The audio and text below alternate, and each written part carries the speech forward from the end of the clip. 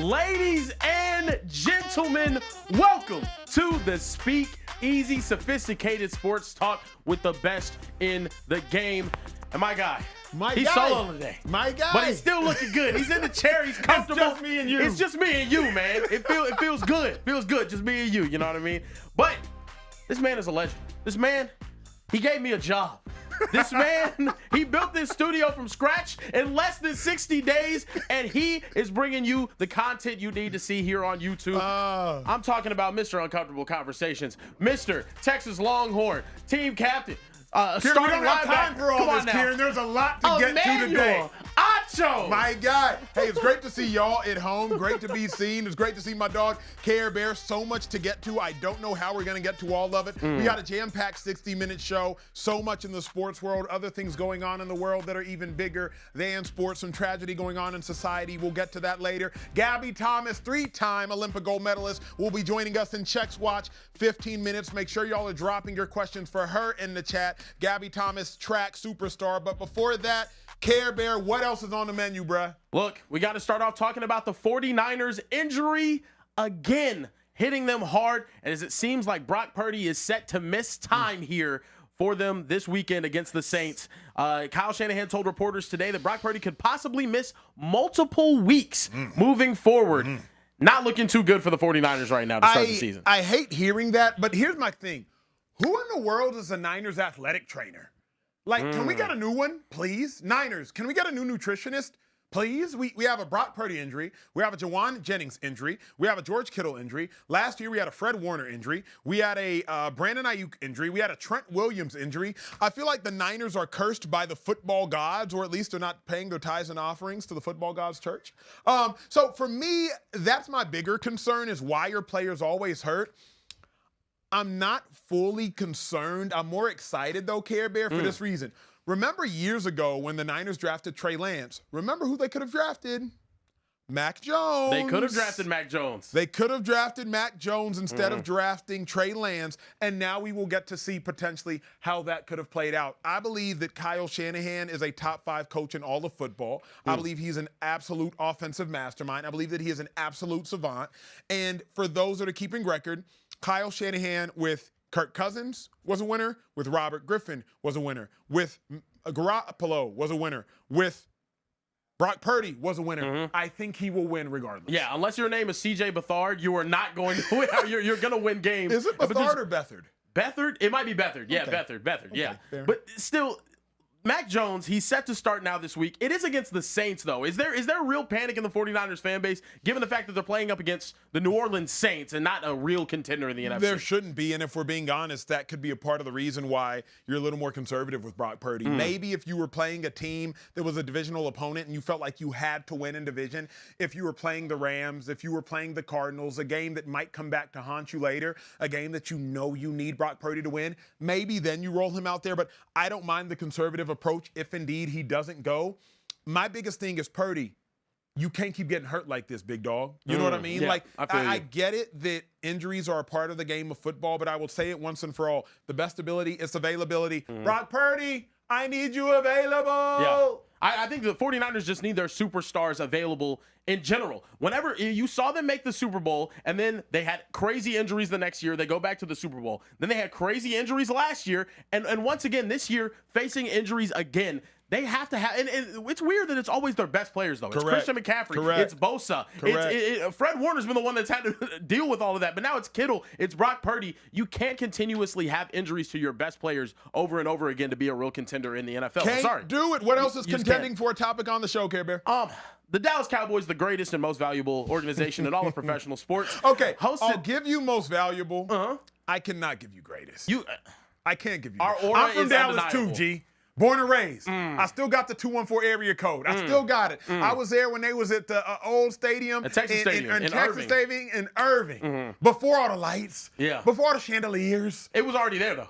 It was already there. It was there back in the night. It was back there with Tom Landry. We got a whole highway named after him. It's the Cowboys. They hosted Jadeveon Clowney, the former number 1 pick and defensive end. They do need help in their pass rush, and it seems like the workout didn't go to plan for what the Cowboys were looking for, and they're not going to be signing Jadeveon Clowney. Is this a mistake? You know, because they definitely need pass rushers right now. Not a mistake yet, bruh. And I'll say it for this reason. Oftentimes, you bring a vet in at this point in the season just to see, hey, are you in shape? Are you healthy? What's your physical status? Are you capable of competing at the highest level? And then in a week, 2 weeks, 3 weeks, when you realize, okay, we really need help, then you make the signing. Right now, though, if I'm the Dallas Cowboys, figure out who I have in the rooms. How good is Williams? How good are my edge rushers? How good are some of the younger cats? See what I got in the room before I go get Jadeveon Clowney. Because if you get Clowney, then you're going to stunt some of the growth of those players that you drafted within the last 2 years. You're going to stunt some of the growth of those players who obviously you believe in to some degree because you traded Micah Parsons. Clowney, I still think he has juice left in the tank. I think he had 9.5 sacks for the Ravens like 2 years ago. So I think he still has juice left in the tank. I don't have issue with the Cowboys not signing Clowney yet, though. Yeah, no, I think the Cowboys are going to need some help defensively. Obviously, you trade away your best player. You do some Jerry Jones type stuff. But they also have to deal with another injury here in the defensive backroom. Deron Bland could possibly be out multiple weeks after getting hurt in Monday's practice. This is an absolute killer for us. I'm being honest. It's a killer for us. The secondary was already depleted. We're working Trayvon Diggs back on a pitch count, and now Deron Bland out. Is it the beginning of the end for us? All right. I think it's the beginning of the end of this season, but you could suggest this Cowboy season ended before it even began. So there was the end before there was the beginning. When I think about this Cowboy season, you trade away Micah Parsons, Deron Bland now hurt. Remember, Deron Bland along with Trayvon Diggs, those were two of the budding stars on this team.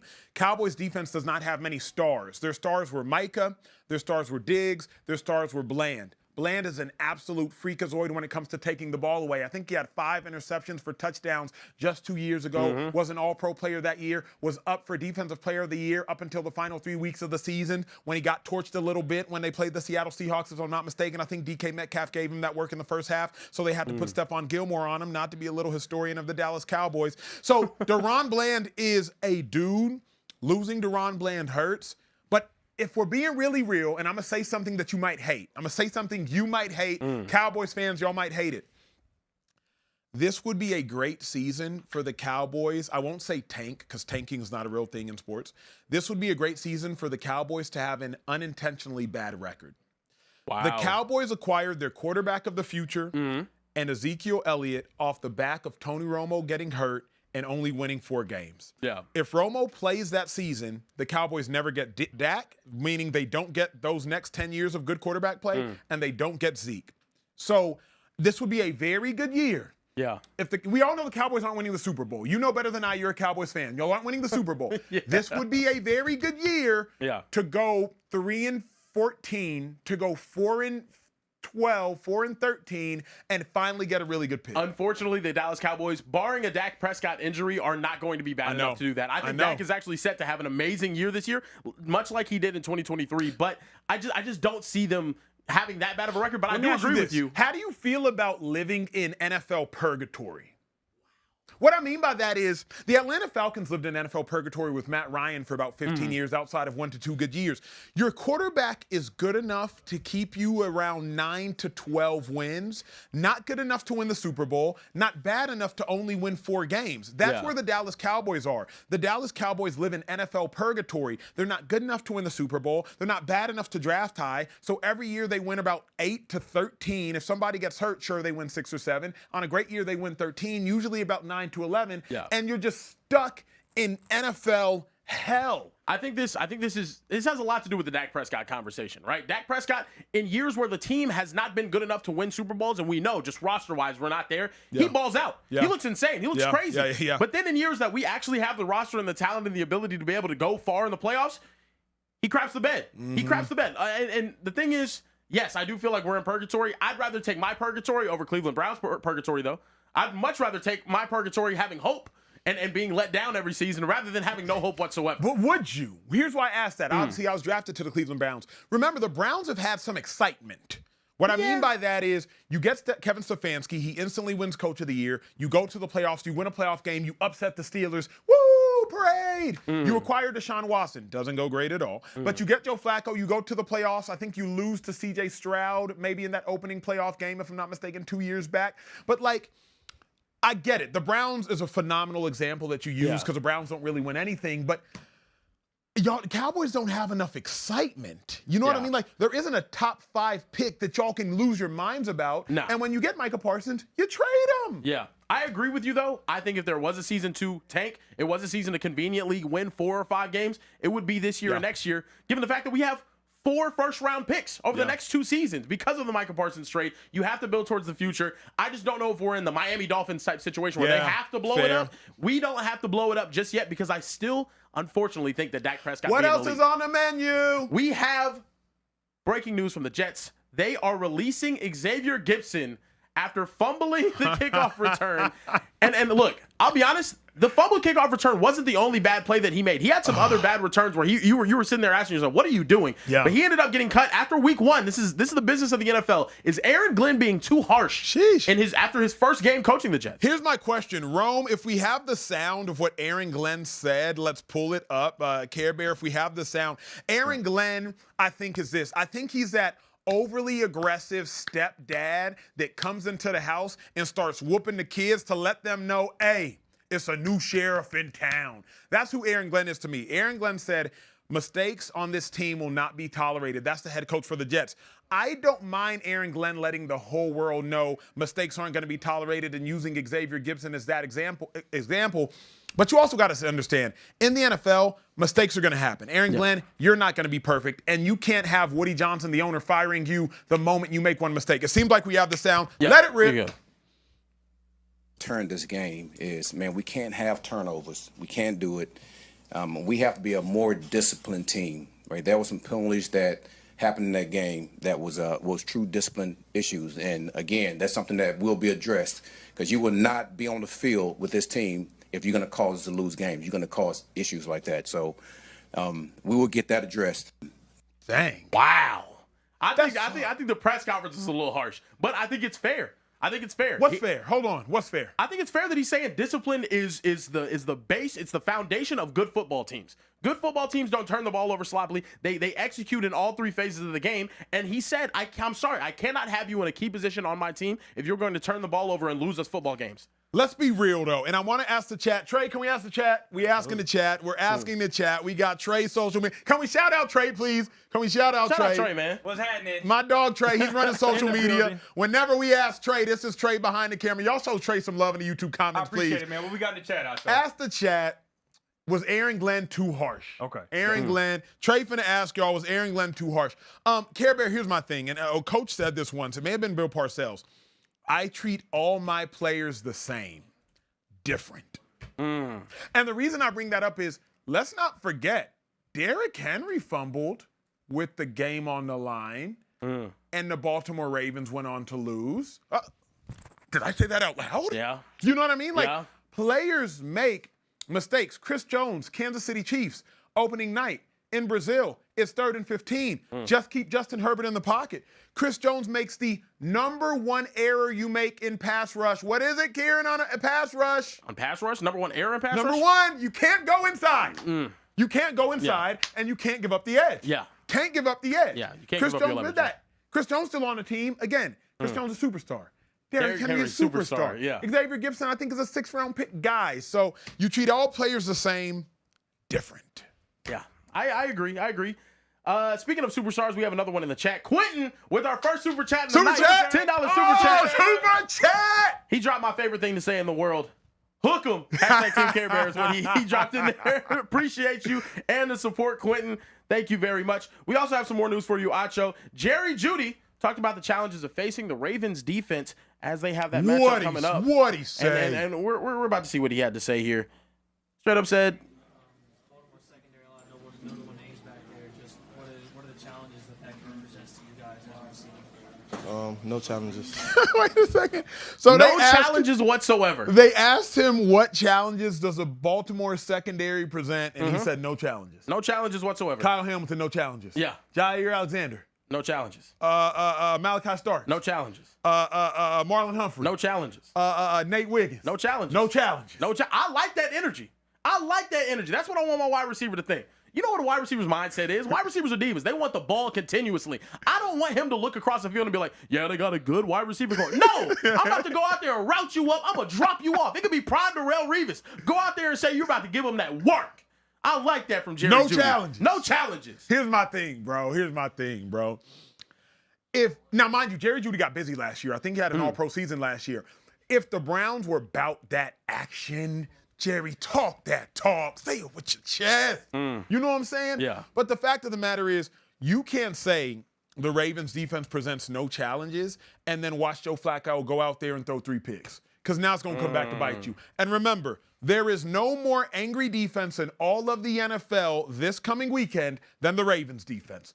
The Ravens defense that gave up 41 points to Josh Allen. The Ravens defense that gave up 394 passing yards to Josh Allen. Ravens defensive coordinator Zach Orr, he said, if you do not do your job, you will not play. So Jerry Jeudy, just know who you going up against, big dog. What did he say, Kevin? He said no challenges. Oh, my God. No challenges on that side of the ball. We also just got another super chat from Boogie. Boogie.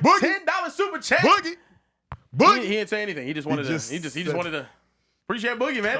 Thank you, dog. Just showing love, man. That's what I like to hear. Appreciate you, Boogie. Yeah, we also had some breaking news in the NFL. Your NFC Offensive Player of the Week is none other than J.J. McCarthy. Who would have thought after the first half, Acho, when you were hating on him, after he threw that pick 6, he would have been NFC Offensive Player of the Week. That's crazy. You got to drink for that. You're snitching. Nobody knew I was hating, Trey. That was crazy. Nobody knew that I was hating. That was crazy. And now he snitched. I'm gonna have to get one of them. Hold on. I'm wired in. Yeah. I'm wired. Hold on. We got the bar. That's on you. That's the penalty. If you snitch in the Speakeasy, people, you got to drink.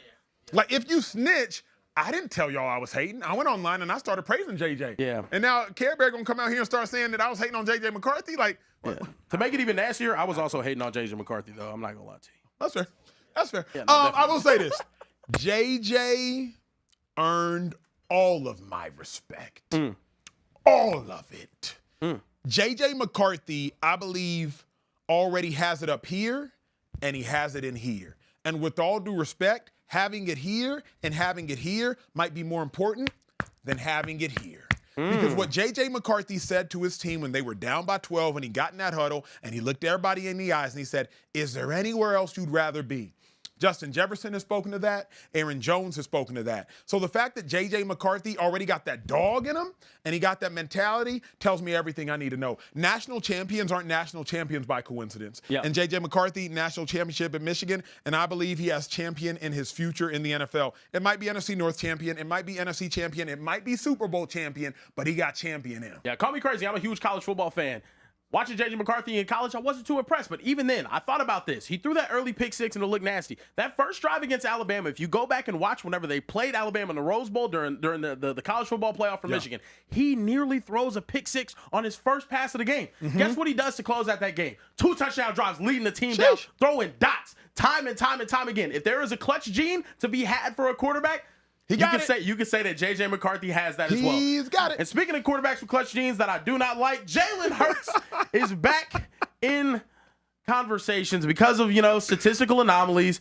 Quarterback winning percentages since 2022, Jalen Hurts leads the pack with a 38-10 record over Patrick Mahomes, Josh Allen, and Lamar Jackson. Is that good? Sheesh. That's pretty good. That's pretty good. Here's my question for you, Care Bear. Yep. Are those the 4 best quarterbacks in football? Jalen Hurts, Patrick Mahomes, Josh Allen, Lamar Jackson. Are those the 4 best quarterbacks in all of the NFL? No. I can't give you that. I cannot give you that. What I've seen Joe Burrow do over the past couple of years, I have to put Joe Burrow above him. I'm sorry. Look, I will say it till I'm blue in the face. The Eagles winning games doesn't move me when ranking Jalen Hurts in quarterback conversations. It's just not. It's just not going to. He has the best setup of any quarterback in all of football. Yes, I'm hating a little bit. Of course, I would want Jalen Hurts on my team if he had that good of a roster around him. But at the same time, what I have seen from a Joe Burrow who got sacked 8-9 times in a playoff game and won it. I'm sorry. I haven't seen that type of resolve from Jalen Hurts yet when things aren't going perfectly for him. Whenever he's asked to pass the ball more than 25 times, more than 30 times in a game, it doesn't look the same, Acho. It doesn't look the same. I'm sorry. I'm going to address you later, I'm going to address that later. Remember, Gabby Thomas is supposed to be joining the show, Olympic champ, 3-time gold medalist Gabby Thomas. We're going to make sure that she is ready. And once we see if she's ready, I'm going to address that Jalen Hurts disrespect. Because Jalen Hurts, to me, he absolutely is a top 5 quarterback in all of football because he wins at a top 5 level. But just know, Care Bear, I'm going to address you later. You can address it. Yeah, you can address it. Well, you can address it later. You can address it slowly. But we're done with slow because we're talking real fast right now. We got Olympic gold medalist in the building. One of the fastest women of all time. She also went to Harvard. She is just doing life better than most people are. Gabby Thomas in the building. How we doing, Gabby? Thank you. Thank you for that intro. That's awesome. I'm doing great. Gabby, where are you? Are you in Austin? Tell the people, how is life? What's going on? I know you're not in Tokyo right now. We will get to that later. How are we feeling? Yeah, we are in Austin, Texas right now, and we are in the middle of rehab. So I'm rehabbing an Achilles injury, and you know how that goes. I mean, it's a long process, but we are good. We're loving life. We're taking a little break, and all's good. All right, questions for Gabby. Drop them in the chat, please. But in the meantime, Gabby, everybody asks and praises you for being the Olympic gold medalist. Obviously, 3-time Olympic gold medalist, 4x4, 4x1, 200 meters. Shout out for all that. But what I don't know if anybody's asked you, what's the most difficult part about being an Olympic gold medalist? Ooh. Okay, 2 things come to mind immediately. One is the balance. I'm now juggling multiple jobs. My job is not just to run on the track, but it's to be an ambassador of the sport and to show up and be in people's face. That's a really hard thing to manage when I'm traveling from city to city, and also I need to be in Austin, Texas training and doing what it takes to be an Olympian and to compete at that caliber. And the second thing I'll say is the pressure. We're out there on our own. It's just us out there on the track. You know, we have a whole team that helps us get there. But once we're on the track, it's just us, right? And all eyes on us. So if you can deal with that, I mean, you can do anything. You were everywhere this year. You were on game day. You were at the Met Gala. The dress was fire, by the way. Looked great. You were at the Met Gala. You literally were at every carpet. You were at the ESPYs, all of the things.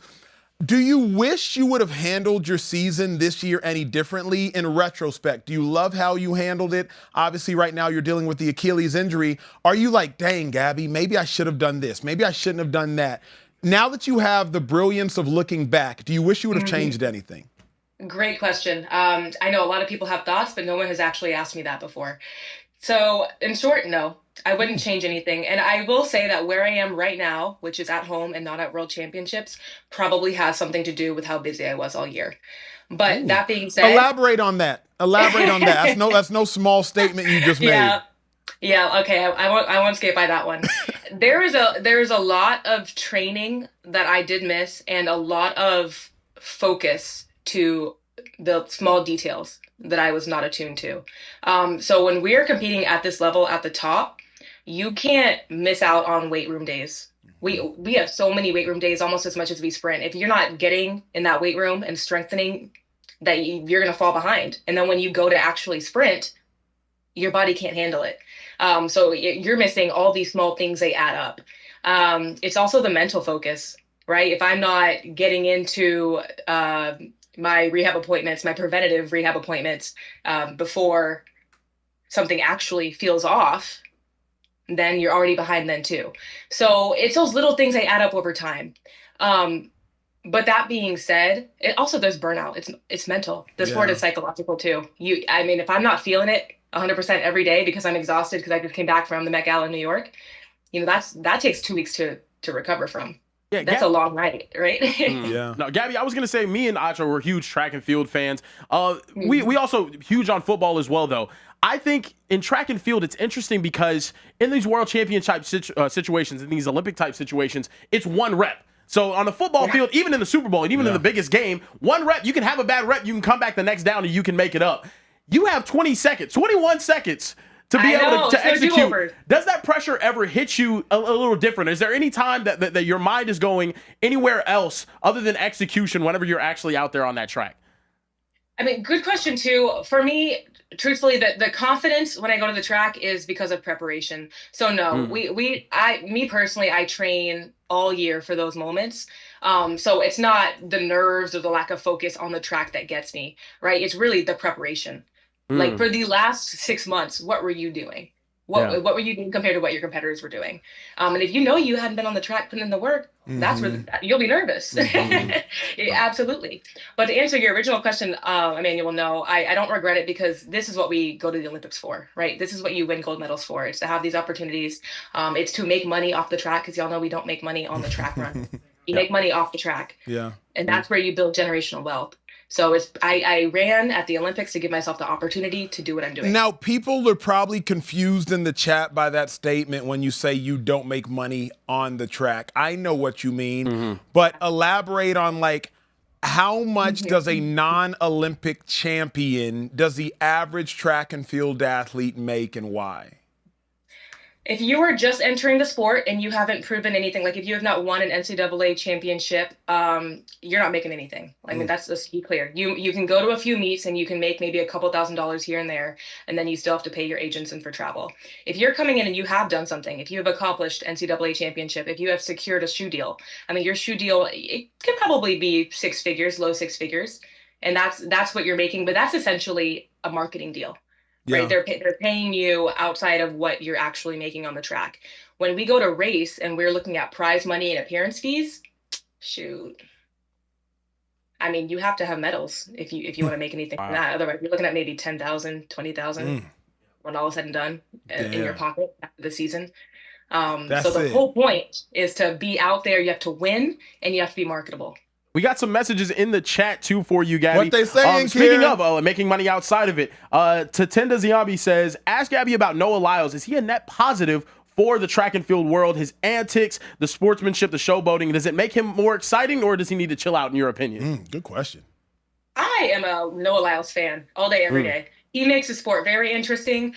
He wins races and he's fun to watch. Whether he said it himself. You're watching him whether you love him or hate him. No, I think 100%. It's great. Yeah. You ever thought about getting out there, maybe talking some trash, shoving someone after the 200? Absolutely. Dyeing your hair, getting the braids done. Gabby, let me ask you this.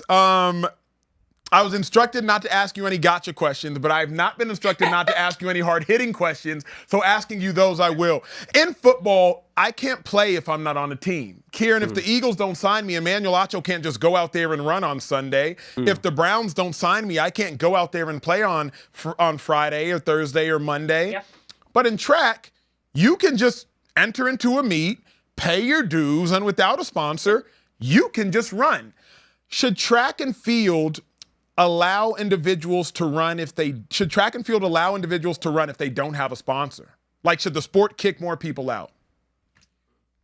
No, because right now, I mean, we're not running in what you're talking about is not the professional track and field league. Anyone can show up to a USA track and field meet because USA track and field is a nonprofit. So if you want to put in the work and show up, put in the time and go beat us in a race, absolutely, you can do it. And that's what I love about track is anybody can do it. There's really no barrier to entry. So when I hear people, yapping on their couches from what we do, I'm like, well, you can actually get up and do it too. You can do it right now. But we do need a professional league, right? We need a professional league where we do have that cutoff. Yeah. 1,000%. Because right now we're essentially running in an amateur sport, and that's what Noah Lyles has said. Yeah. That's what I was going to ask you, though, too, as well. As a fan of track and field, I think there's some things that do kind of frustrate me, right? I have a lot of friends that run. I'm a huge fan. So is Acho. But sometimes we'll have world-class athletes competing in a meet in random Tennessee, and we don't even know that they were running that week. I think, like you said, a professional track league, it does make sense. How do we fix track and field, get comprehensive scheduling, and have it be a sport that people can actually follow with a schedule that people want to see? Grand Slam tried it. It was off to a great start. It was very visible, and we had a set schedule, and people knew when we were competing. We were signed up to compete, and you have to show up and compete. Yeah. It's really that simple. We have Athlos coming up. I know Athlos is going to be a women's only track league, but that's another situation where we'll have set meets starting next year in 2026, set events where athletes are signed and they're showing up, and not anyone can just show up and run. If you're signed, you're running, and you have to be there. It's really that simple. I got a question, Kieran. Yeah. Kieran, do you know the women's world record in the 200 meters? I do know. It's I believe it's 21:34. I believe it's 21:34. Flojo, yeah. Gabby, I believe your personal best is 21:58. 21:58. Yeah, close. 21:60. 21:60. Gabby, how long till you break the world record? Oh, give me a couple years. Give me a couple years. maybe LA 2028. Is that a goal for you to break the world record? You graduated from Harvard, you got a master's, all the things, you're engaged. We'll talk about that momentarily. Is like you've done everything else that anybody might want to achieve on this earth. Is breaking the world record in the women's 200 meters, one of the most long-standing records in track and field, one of the most unbreakable records in all of sport, is that on your hit list? That's a hard question. I don't plan to break records. I don't run for times. So I will take that. It's not how I tackle the sport, and it's not what makes me successful in sport. So am I going to go after her record? No, but if I break it, that would be great. That sounds like a cop-out, Kieran. That sounds like a cop-out. I did want to ask this, though, Hold on, Kieran. I'm not letting her off the hook that easily. I know Gabby Thomas. Gabby, do you have like a vision board, though? Like, on our bathroom mirror, right under, the Bible verse that everybody writes, or right under like the, I am beautiful, I am strong, I am smart, I am courageous. Do you have like 2133? Like, is that there? Absolutely not. I'm not about world records. I'm about medals. So my goal is to have as many gold medals as I can. Every time I go, my goal is to win races. That's what I focus on. So no. Yeah, I mean, I can agree with that though too. I think whenever Acho, if I ask you who's the greatest women's sprinter of all time, who'd you say? Shelly Ann Fraser-Price. Does she have the world records? No, she doesn't. She has the most gold medals though. She has the longevity. She has all that. I completely agree with Gabby. I see what you did there. It's about clock it. I see you see what that? you did there. Yeah, come on now. I like that. I like that. Gabby, let me ask you this. Before we move into worlds, let's stay a little more personal, because obviously I would suggest, I might not be the biggest Gabby Thomas fan in the world, but I'm in the top 5. I am in the top 5. I submitted my petition to get into the top 3. It was rejected. I will try again in a year. People attack you a lot. Gabby Thomas is whitewashed. Gabby Thomas, of course she would get engaged to a white man. Gabby Thomas don't even talk like she black. What do you respond to people that criticize your fiance, criticize the way you talk, criticize the way you dance? What's your response to those individuals? I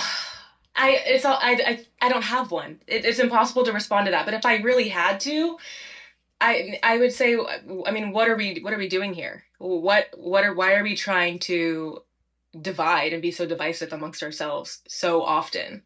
And what do they want me to do? Mm-hmm. What would you want me to look like? Right? Like, how do you want me to act? And I really hate that for our community. Truthfully, because it's almost like you're feeding into what everyone else says about us. That mindset is directly correlated to colonization. It just is. And so if I would ask them to really think critically about what they are saying and why they're saying it, and then we can have a conversation, then maybe there can be a dialogue. But it sounds like it just comes from a bad place. Sounds like straight up haters to me, is what it sounds like. Exactly what it sounds like. Like. Straight up haters. Yep. And truthfully, yeah, I mean, it is. I have a lot of haters, but I mean, haters are they're my biggest fans at this point. Yep. They follow everything I do. They can't wait to comment on everything. And y'all are fans. I like that. Clock it.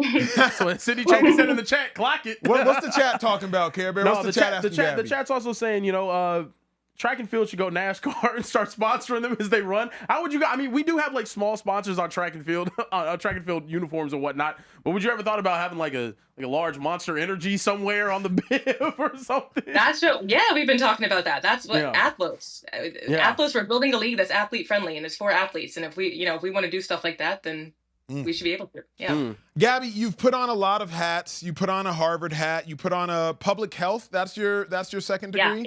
Put on a public health hat. She's put on a track and field bib. Now I want you to put on your sports analyst hat for a moment. Can't you do that, Care Bear? Yeah, absolutely. Put on your sports analyst hat. She put on any hat. She went to Harvard. She did go to Harvard. I got rejected. Put on your sports analyst hat for a moment. I'm kidding. I didn't apply. I wouldn't have gone anywhere. Put on your sports analyst hat, Gabby.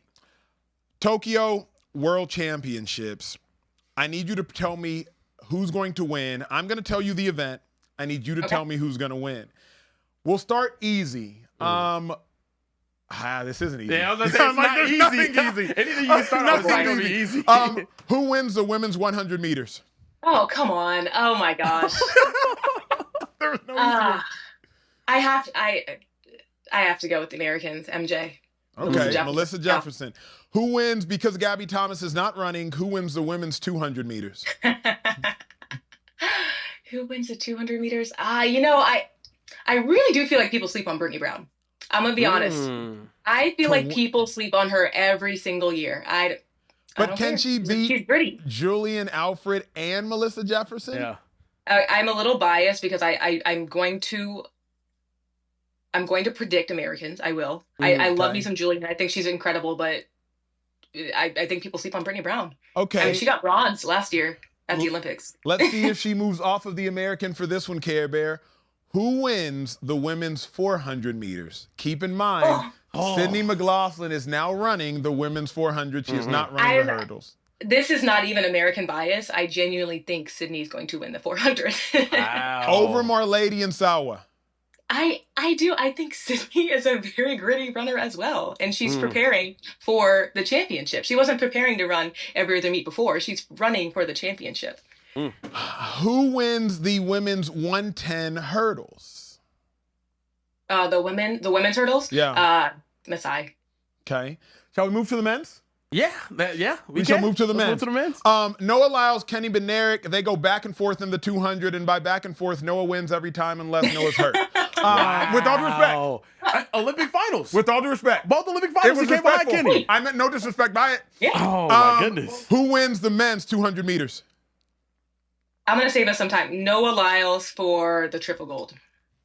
Whoa. So, Hunt, you got him beating Kashane. You got him beating Kenny. You got him beating Tobogo. You got him beating everybody. And 4x1. The 4x1 is probably going to be the hardest thing, in the way we can't get the baton around. But that's a bold prediction. That's a good point. But, I mean, have we learned nothing from Noah at this point? He can do it all. That's true. This has turned into a track and field nerds conversation. Care Bear, you're stopping me. You're giving me a hand signal. So we did get a comment here from Eddie Hargett. He said, I would be a fan of track, but baseball, basketball, WNBA, soccer, tennis, NASCAR, football, are all my sports, so my vision is stretched. Can you tell Eddie why it is that he should be a fan of what me and Acho believe to be one of the best sports in the world?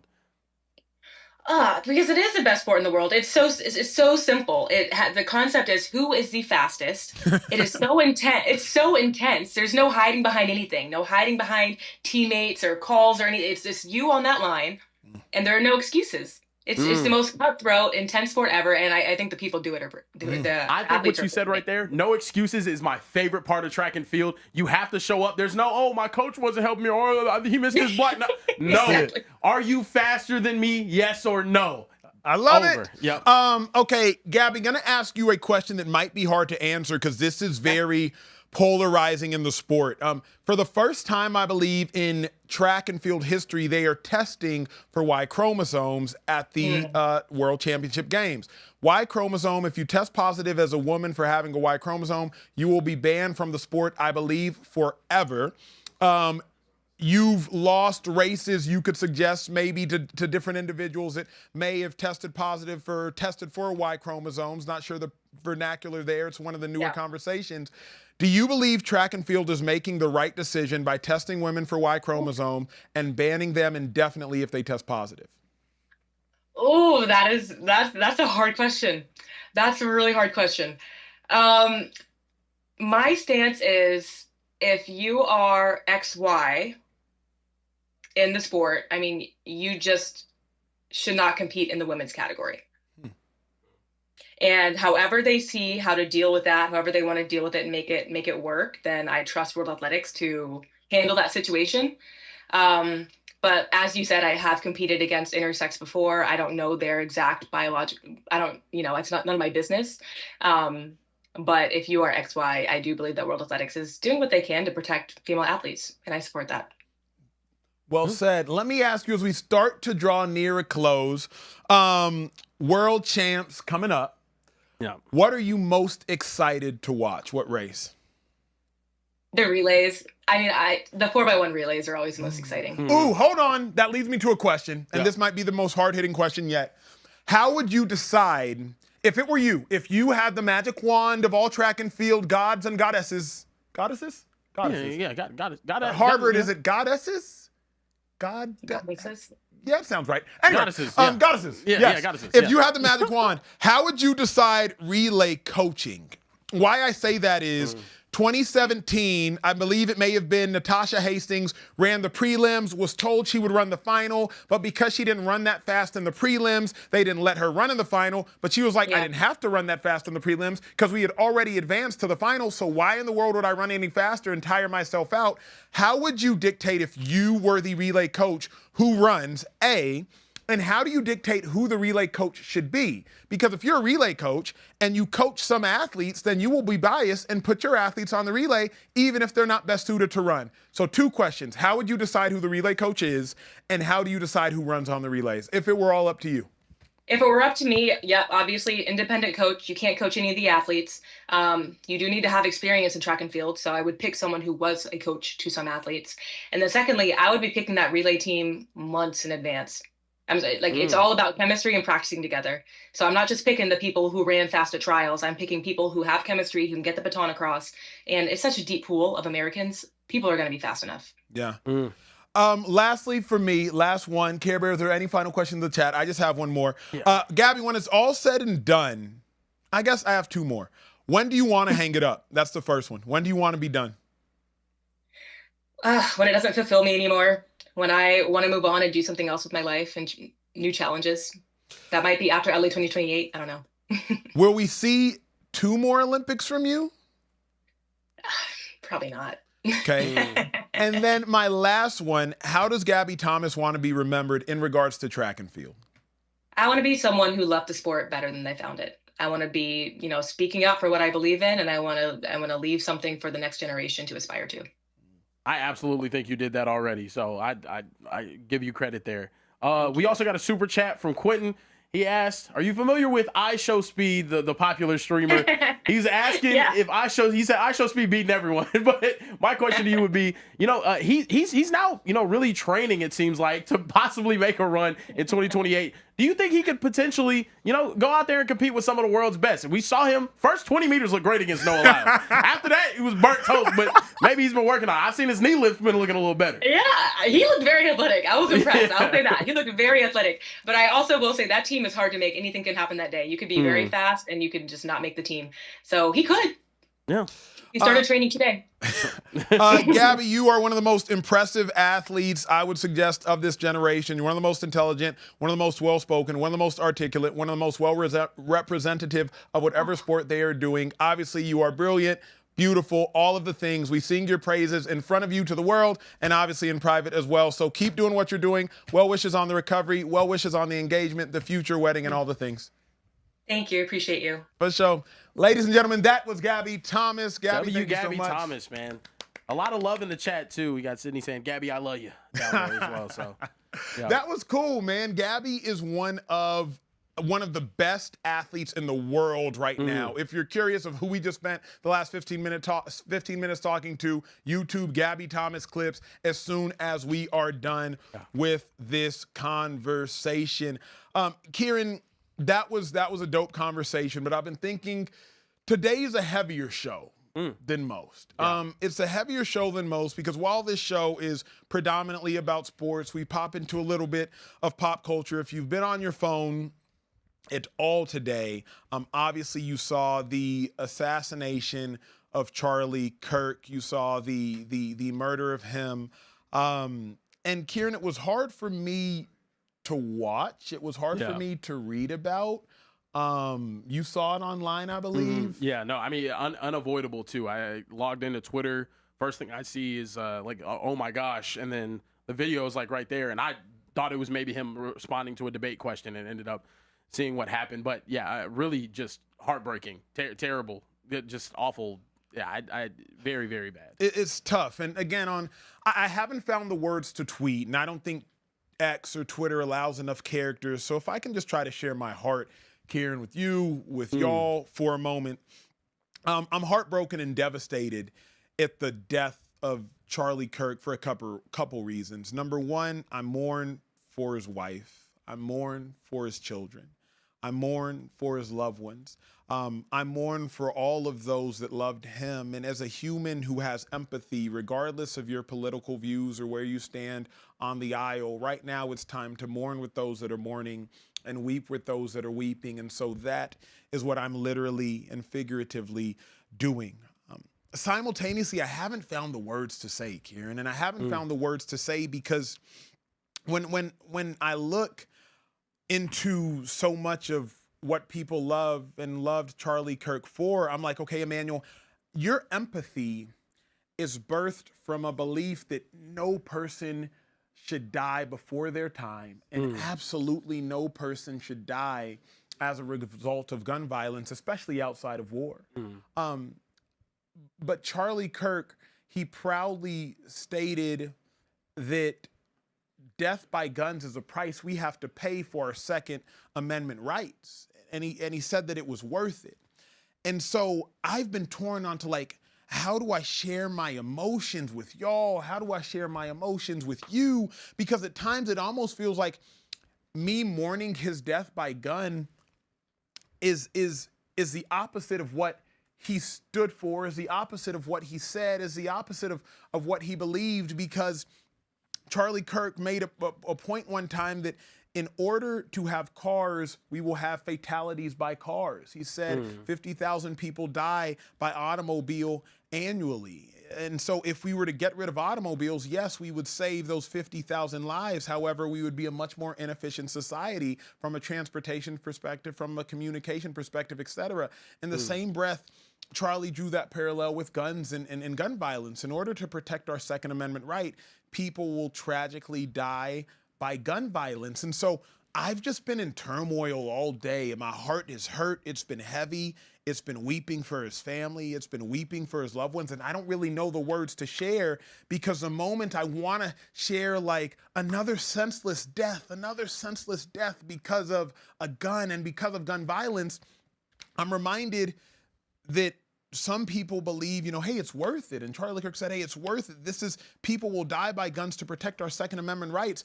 I just don't know, outside of my natural human instinct of empathy and heartbreak, I'm in turmoil of like what to say. I'm in turmoil of what to share. I'm in turmoil of how to pray. I'm in turmoil of what to tweet. So honestly, today I didn't really tweet anything. I let people know I would talk about it on the show.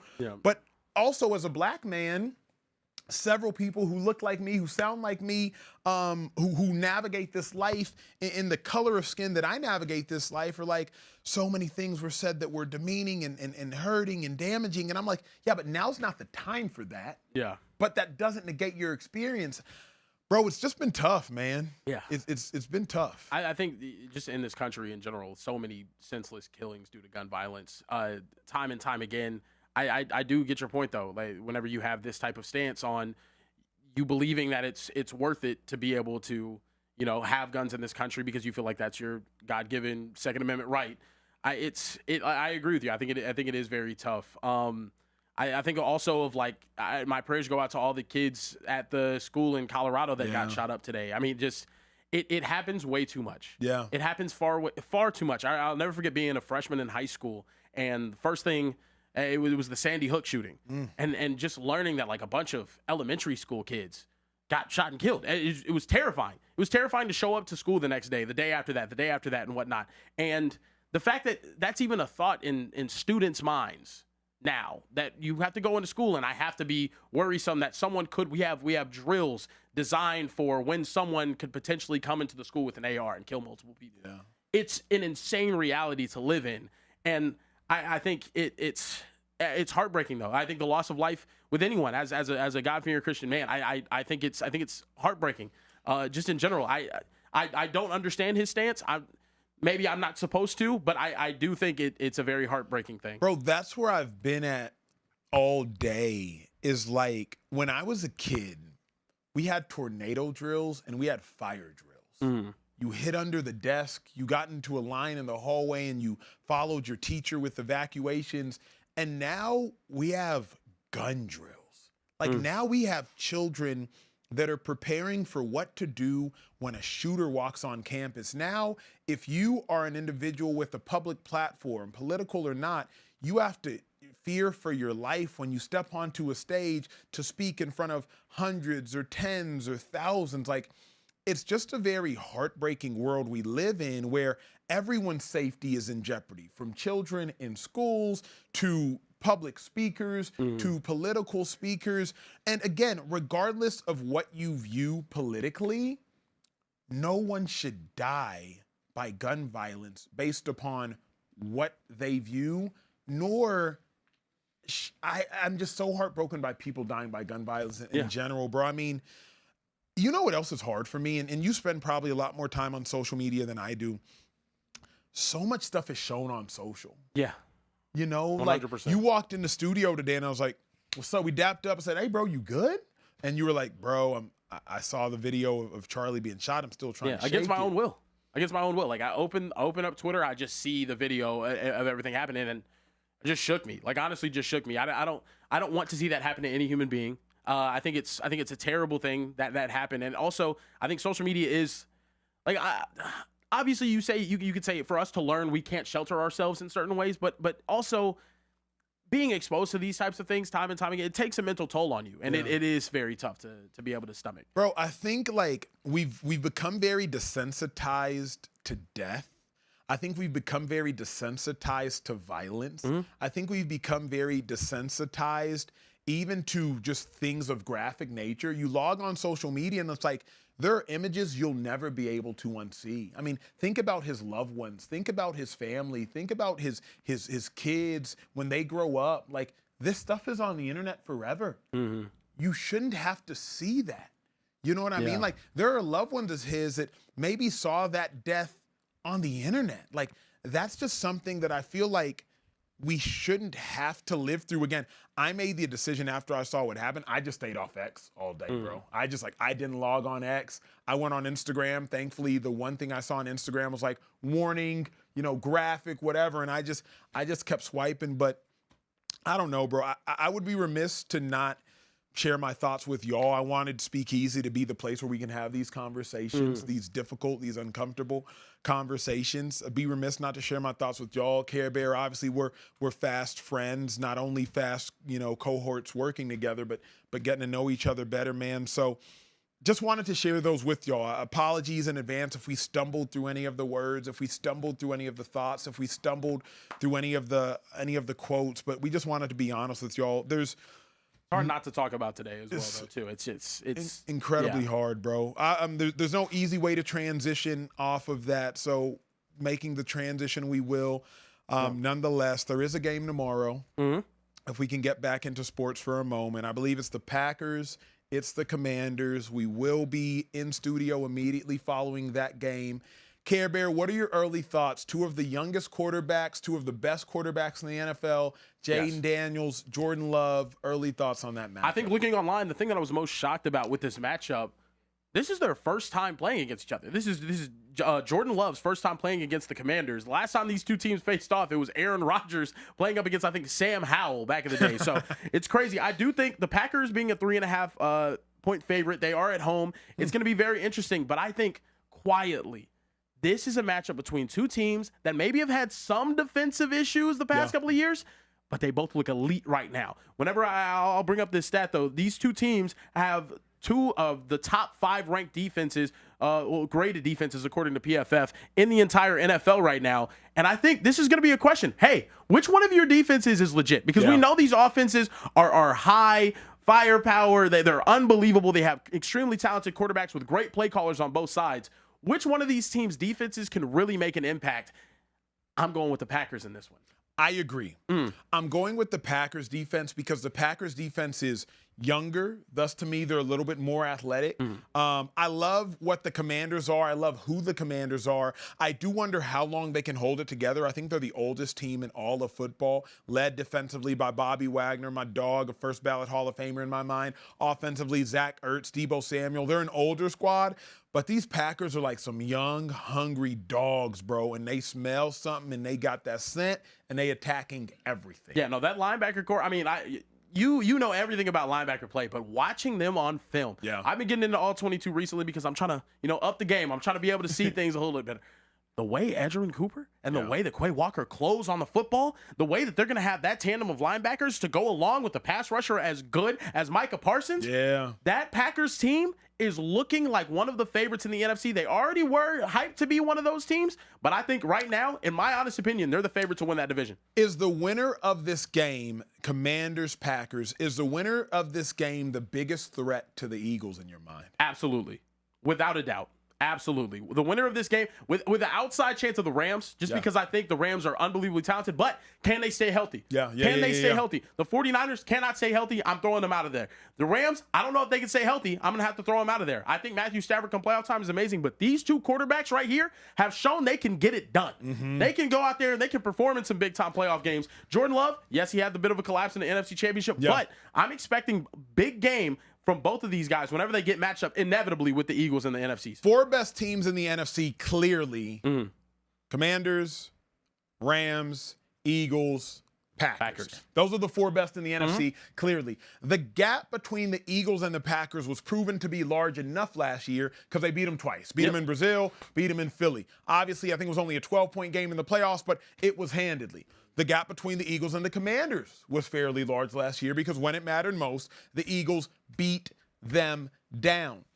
I do believe that the winner of this game, along with the Rams, those are the competitors. That's going to be my top 3. Winner of this game, Rams, Eagles, top 3 in the NFC. Let me ask you a more hard-hitting question. These 2 quarterbacks, who you taking for the next 10 years? I got to go with JD5. There's no way I'm not going with Jayden Daniels. He walked into a 4-win football team and took them to the NFC Championship, a place that my team has never been. My entire life, we've never been to an NFC Championship. And I watched him take Washington, who stunk. They were stinky. They were terrible. I'm talking about back in the Campbell and Chris Cooley days. They were terrible. And he walked into that team and took them to the NFC. I have to say him. That is one of the best rookie seasons I have seen from a quarterback. But don't you need to see more? Reason being, I love me the Texans. I think the Texans are the dark horse for the AFC title this year. However, C.J. Stroud, after that phenomenal rookie campaign, yes, he's had wide receiver injuries, he's had offensive line injuries, but C.J. Stroud didn't take his rookie season and go get better. He took his rookie season and he held. Phenomenal job holding, because holding for C.J. Stroud means went to the playoffs again, won another playoff game. Dude has as many playoff wins, I think, as like Dak Prescott, and C.J. Stroud's been in the league for like 2 years, maybe one less than Dak. So Jayden Daniels is outstanding, and he's cool as heck. If you ever meet Jayden Daniels, he's cool as heck. But don't you need to see at least 8 games more, bruh, before you're saying he's better? Absolutely not. No.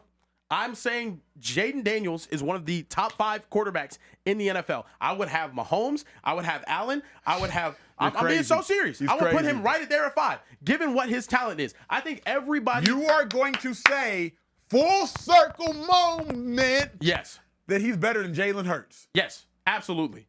Absolutely, I'm putting him on that. Yes. I think he is that good right now. What has he done? He took his team to the NFC Championship and lost as the star of the team. What did they do in that game? Lost. Let's talk about it. Lost. They did lose the game. Lost. The Washington Commanders lost that game. Jayden Daniels did his thing on that football field. He balled out on. Do you think I want to be sitting up here championing a Washington Commander? Is that what you think? I'm a Cowboys fan. I can't stand them. Care Bear. But here's my thing about unreasonable takes. And it's the first time you've given an unreasonable take. Oh, my goodness. You're going to compare one season, phenomenal season, Jayden Daniels, phenomenal season. I think he's a top 8 quarterback in the NFL, so let me not act like I think he's bad. Phenomenal season. But you're going to compare one season to a person in Jalen Hurts who's been to the Super Bowl twice, who's been to the playoffs every year as a starter, gone to the playoffs 4 years in a row with 2 different offensive coordinators. He went to 2 Super Bowls and has a Super Bowl MVP. And you're going to say, because Jayden Daniels went to the playoffs and lost to Jalen Hurts, he's better than Jalen Hurts? I'll ask you this. Who's the feature of the Eagles offense and who's the feature of the Commanders offense? A biased question. That's not a biased question. The feature of the Eagles offense is those 2 all-pro wide receivers he has outside and one of the most talented running backs we have ever seen in NFL history. Let me ask you this. Jayden Daniels is the feature of the Commanders offense. If you put Jayden Daniels on the Eagles, He ain't the feature. Saquon's still the feature. You gonna get more RPO game. You gonna get more zone read game. But if you put Jayden on these Eagles, 2K Saquon Barkley is still the feature of that, sir. You put Jayden Daniels on this Eagles offense, every game's gonna look like the Super Bowl did this past year. That's what's gonna happen if you put Jayden Daniels on that Eagles team. But here's what you're omitting. What you're omitting is, can Jayden stay healthy? Can Jayden deal with success? Can Jayden deal with failure? Can Jayden deal with teammates that get upset? Like, remember, and again, I don't think Jalen Hurts is the greatest thrower of the football. That's not what I'm saying. But Jalen Hurts had to deal with A.J. Brown reading a book on the sideline, going and saying passing afterwards. Jalen Hurts had to deal with offensive coordinators getting fired and promoted and promoted. He had to deal with that. Jalen Hurts has had to deal with failing. They won 9 games straight, I believe, in the 2023 season. Then they lose like 6 out of 7 and lose to the Bucs the first game of the playoffs. Then he had to come back and go to a Super Bowl. Jalen Hurts has dealt with this in the NFL. All Jayden Daniels has dealt with is this, big dog. That's it. Like, show me how he deals with some adversity. Okay. I think he's going to show you this season. He might show you tomorrow night. And then you get to see it right here on Speakeasy when I get to prove this man wrong when he balls out one more time on the road against a great Packers defense. He might lose, but if he has a good game, my propaganda will still be pushed. I'm telling you. Also tomorrow night, Acho, we have the Packers wearing their all-white winter warning color rush uniforms. I was wondering, what do you think about these color rush uniforms? Do you like the all-whites? I didn't like color rush back when Thursday Night Football was whack. Because if we can be honest, Thursday Night Football was so bad, they were like, ooh, we got shiny uniforms. Yeah. Y'all want to watch the uniforms? It was like Jags, Panthers, but we got shiny uniforms. Now that Thursday Night Football is actually popping, I'll take whatever uniforms. Give me good play, though. You know what I mean? Like, give me good football. And tomorrow night, I think we're going to have a top 15 game of the season. So I'm hyped for it. No, it's an amazing game for a Thursday night. Unbelievable. I do want to go back because the chat is flaming me right now. Thank you. They're Eddie saying Care Bear is just saying this because Hurts. Care Bear's just saying this because he's hating on Jalen Hurts and he couldn't do the tush pushes like Jalen Hurts could. Whatever, okay? Whatever. I don't whatever you have to say. But I do want to go back to this Jalen Hurts conversation that we had about him having the highest winning percentage in the NFL since 2022. Is that more a Jalen Hurts thing or is that more how good his team is? I know what you're going to say. Winning is winning. I will say this. Rome, this is last call. This is our last call, our last topic of the day. I told y'all I was going to address this man, so let me do it. Can both be a bad but accurate answer. Sometimes the best answers in life aren't exciting, they're not sexy, they're not fun, they're just honest. Both. The Eagles without Jalen Hurts would not be to 2 Super Bowls because though that offense is phenomenal, Jalen Hurts has a running ability that is uncanny as far as his toughness, and he has timing as far as when to make a play that is second to none. Yeah. Again, against the Rams, Eagles were trying to figure out how are we going to get on the board early. 44-yard touchdown run. If it would have been a beautiful pinpoint dot of a pass, we would have said all hail Jalen Hurts. Instead it's a run, we got issue with it. So because of Jalen Hurts' clutch gene making the biggest moments in the biggest games, I'm saying that the Eagles without Jalen Hurts would not be the Eagles. Now, Howie Roseman, the general manager, Jeffrey Lurie, still elite. Nick Foles won a Super Bowl MVP. That's my former roommate. That's my dog. I think the Eagles still would win. But you got to give some respect to Jalen Hurts, bro. You got to give some respect to Jalen Hurts. I am pushing the Jalen Hurts hate propaganda, but I do have to admit, the dude's good, man. The dude's really good. The dude is good. Rome, let's get some music, bro. We got to get out to Speakeasy. Care, time to close out the bar? Yeah, let's go, baby. We pulling out more drinks? Is that what you said? What are we doing? No, we're closing out the bar. Oh, okay. We're closing it out. All right, yeah. All right, ladies and gentlemen, appreciate you guys watching Speakeasy. We'll catch you guys tomorrow after the Packers and Commanders game live right here on YouTube with LeSean McCoy and Emmanuel Acho. For Care Bear Kieran, for Emmanuel Acho, for Trey over there in the corner. Appreciate y'all for tuning in. Thank you for watching Speakeasy. Peace.